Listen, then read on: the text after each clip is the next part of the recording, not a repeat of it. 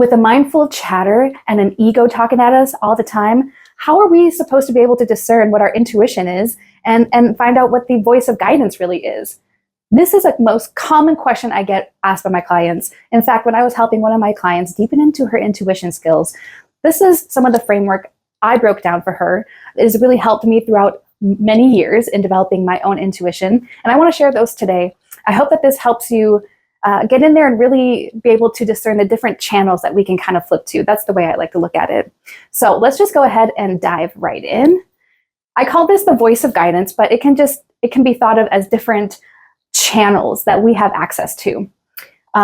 Just as a primer, before we walk into this conversation, I like to think of our entire being really as a network of different aspects of self. We have the ego, we have the mind, we have the heart, we have the soul, we have the higher self, and then outside of that, we also have our guidance team.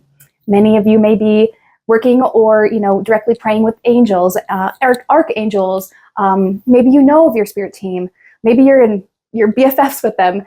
I also added that into the mix just because, to me, it is all different sources of guidance that we have available to us. Like, it's pretty amazing. And we could even say the body in this, but I'm just going to try to simplify it. It's pretty amazing, all the different channels we have available to us to help us navigate this crazy journey we call life, because it's hard knock sometimes. Trust me, I get it. Most of the time when I was first starting out with developing my intuition, I was enamored with all these different voices. It was hard to really discern in my inner being, like, what is intuition?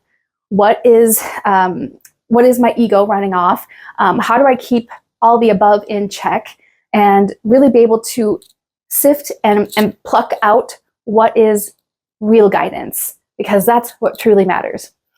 I will say it takes a little bit of practice, but once you learn some of the fundamentals, the more you practice it, the better you'll get at the discernment. Remember that it's all about the nuances, just like with emotions and really developing a language of your own emotions. It's all about paying attention to the most subtle levels and nuances. I'm going to break down what the nuances are for the different channels or aspects of self. First, we have the ego. The ego is always going to be concerned with I. Its whole sole function is to really, the way I kind of see it is it's got this utilitarian function. It's like an appendage of our body. We need it. It's part of the human experience. But when left unchecked, or when we let it run wild, it assumes a lot more responsibility than it should have. So this is part of mindfulness recommendations that I make for my clients in the mornings, to check in with all aspects of self so that you can let the ego know you don't need it to be an overachiever and to step in and try to protect you, because it is trying to protect you sometimes when it senses that you're in distress. But okay, you can let the ego tell it to just chill, that the rest of you got it. When it comes to the ego, though, like I said, its whole function is to let you know that you are not, like, I am not this paper. I am not this camera I'm looking into. I am not that wall. I am not this chair. It's only supposed to let you luxuriate in this grand illusion that you are separate from all other sentient, conscious, living things, even though the truth from a level of a reality is that we're all swimming in a sea of oneness, as I like to say. But know that the ego is like all wrapped up in self-concept, right? It's supposed to let you have this self-identity. So for that reason, it's always going to have a pronoun of I, fill in the blank. It's good for some self-introspection, but then cut it at that. Because if you let it run too far, too fast, and are not mindful of how much it's sat into the driver's seat now and driving the car, then it can run you into some trouble. I like to call it damage control, and have to step in and tell it to hush up and then recenter. But anyway, the ego is going to be concerned with I. An example, if you're coming into some friction with another person, it might be like, I have these qualities. Why is that person like this? I am much more experienced than she is. It's going to be more concerned with I. Watch that, baby. Next, we have the mind. The mind is an excellent tool, but it is not a source of guidance. I know that might trigger some people out there, especially our friends who are really deeply analytical. I get it. trust me, I get that the mind is so powerful. It's a blessing that we have this gift that really sets us apart from, all other creation on this planet.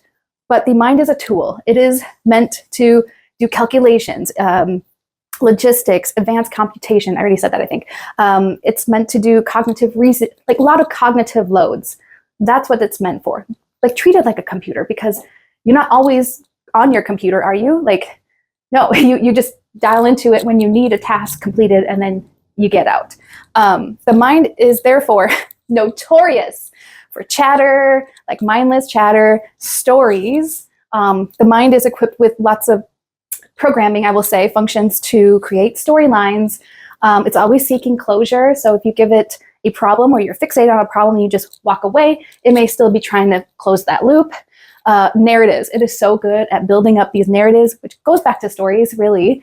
The mind is just such an eager tool. It's like, it's a processor. So it's still running because you haven't told it to stop. There are some other mindfulness tools that I've shared that can help close that mind chatter. But for the sake of this example, just know that it's the mind when you start to observe all these narratives occurring. Okay. Higher self is going to be more concerned with the whole experience and your well-being. So the higher self is going to be, I don't know if it's even going to say words, but it may have pronouns such as we. Everyone is different. Sometimes when I first started developing my intuition, it was a we, but now I don't think I tap into my higher self as much as seeing it outside of myself. I feel like it's more integrated, but be on the lookout for that, because if you hear a we, most likely you're not in the ego or mind. Now for the intuition. This is for my clairsentients and empaths.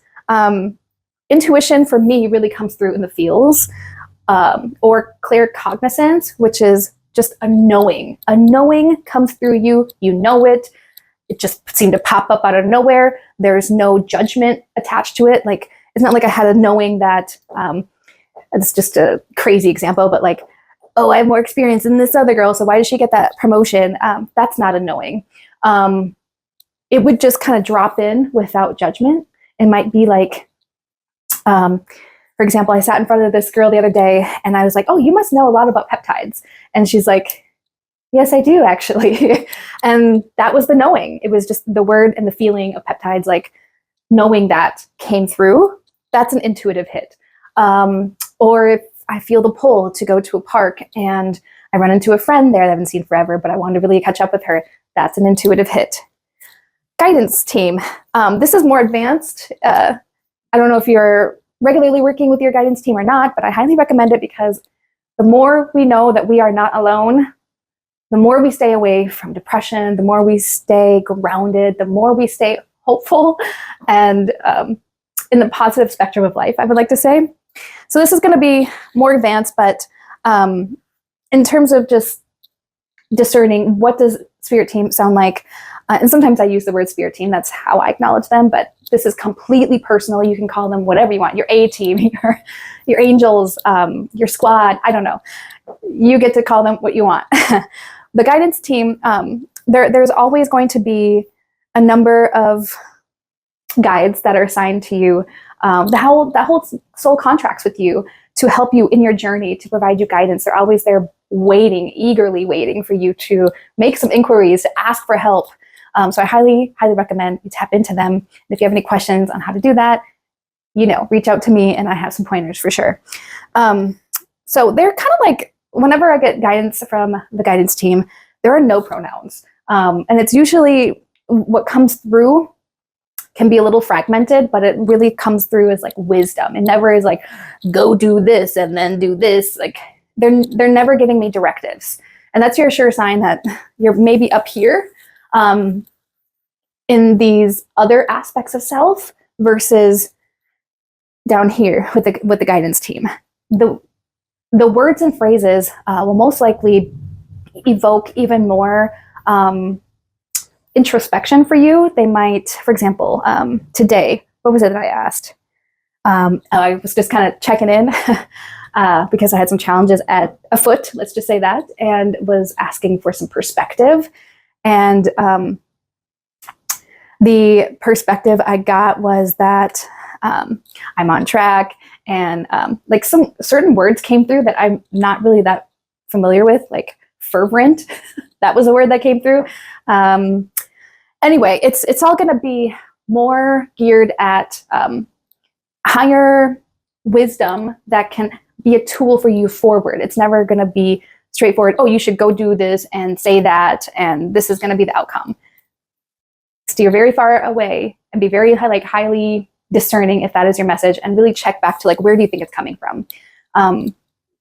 It's okay to like finally find a strategy and implement that, and take a directive in that sense. But in which case the mind would be solving a puzzle or a problem for you.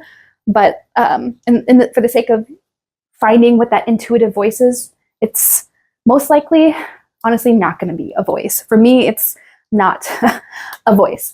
But that's because I'm more strong on the clairsentient and claircognizant end of my spiritual gifts than other clairs. Can't think of all of them right now in this moment, but I hope that all makes sense so far.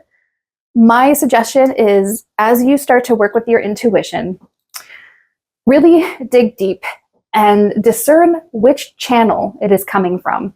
And if it's perhaps the ego or the mind, flip over to another channel and try to access some of these areas down here. So if it's a knowing that seems to just pop up out of nowhere, and it comes through your body, you can like feel it somewhere in your body that came through, it might be something you can trust or inspect even more. Intuition, because it's a process of developing a relationship with this aspect of you, there's going to be a little bit of trial and error at first. You're going to be in that little like research and testing phase if you're a scientist looking at it through that lens. There's going to be some, feeling the hits and then like, okay, I'm going to trust this and see if it plays out. Do keep record if it is, if those hits are actually intuitive, so you can validate yourself. It's important to validate your intuition as you go along this process, because the more you find evidence that it is working and working for you, and you're getting deeper and deeper into that skill, into honing that aspect of you, the faster it will be for you to trust and get even more guidance.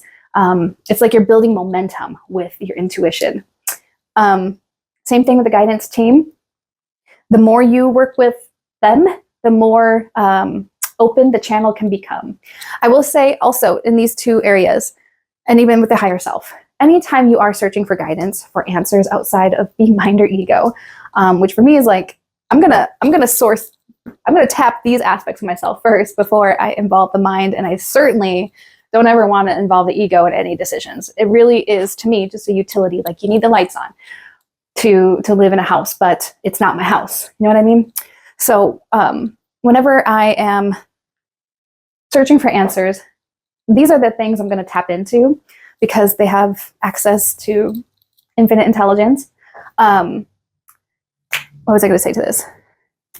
As you are looking for guidance, though, the best practice is be sure to get yourself into a receiving mode. You at least need to be at a neutral standpoint emotionally, or you're going to create this resistance that may not allow that guidance to come through. For example, if you're just like really enraged and you're so mad about something, you're going to probably need to cool off for a hot minute until you can find peace and center and actually hear the guidance that wants to come through.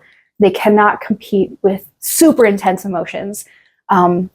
Remember that those emotions are giving you feedback to steer you back to center and to help you figure out why that is, why you're reacting that way. Even sometimes when I'm overly excited, I cannot tap into these aspects. So just keep that in mind. Be in the receiving mode. Make sure you're at least at a neutral level, if not in peace, love, and gratitude. Those are great open amplifiers to receive messages. Not so great is anger or being overly excited, or if you're overly sad, you may need to do a little bit of work to at least meditate. Find yourself in a meditative state to tap into guidance. Well, I hope all this has been helpful.